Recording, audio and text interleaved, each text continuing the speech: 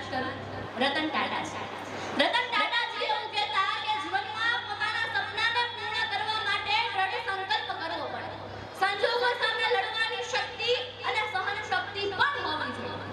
જો તમે ખાલી મીઠું ખાઓ તો તમને ખારું લાગશે, પણ જો તમે ખારાશનો અનુભવ કર્યો જ નથી તો તમને મીઠાવાળું શાક પણ નહીં થાય. એવી જ રીતે જીવનમાં પોતાના સપનાને પૂર્ણ કરવા માટે દ્રઢ સંકલ્પ કરવો પડે, દિવસ રાત મહેનત કરવી પડે. એવું એક ઉદાહરણ કે નાની ઉંમરમાં જેમણે સંકલ્પ કર્યો, માત્ર સંકલ્પ નહીં લખીને રાખ્યો અને યુવાનીમાં જ પોતાના સપનાને હકીકતમાં ફેરવ્યું, એ બીજું કોઈ નહીં પણ ચેસ ચેમ્પિયન દી ગુકેશ. 11 વર્ષની વયે ગુકેશે સંકલ્પ કર્યો, માત્ર સંકલ્પ નહીં લખીને રાખ્યો. જ્યારે ઇન્ટરવ્યુ લેવામાં આવે છે ને ત્યારે પૂછવામાં આવે છે કે તારે શું બનવું છે, ત્યારે ગુકેશ એવું કહે છે, I want to become the youngest chess champion in the world.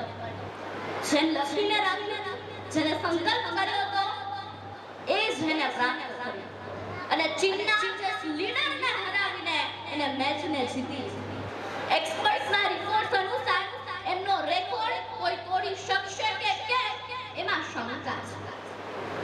બીજું એવું ઉદાહરણ કે ઘેટા પગલા ચલાવતો દીકરો યુપીએસસી ની એક્ઝામમાં પાસ. માનવામાં ન આવે એના ઘરની પરિસ્થિતિ કેવી, 2 લાકડીના ટેકે તપુ ગરીબ મધ્યમ વર્ગીય પરિવાર, મધ્યપ્રદેશના કોલ્હાપુર જિલ્લાના કાગલ તાલુકાનો આ દીકરો એ બીજું કોઈ નહીં પરંતુ બિરદેવ સિદ્ધ કે જે હવે કાગલ તાલુકાનો પ્રથમ આઈપીએસ થયો અને એમને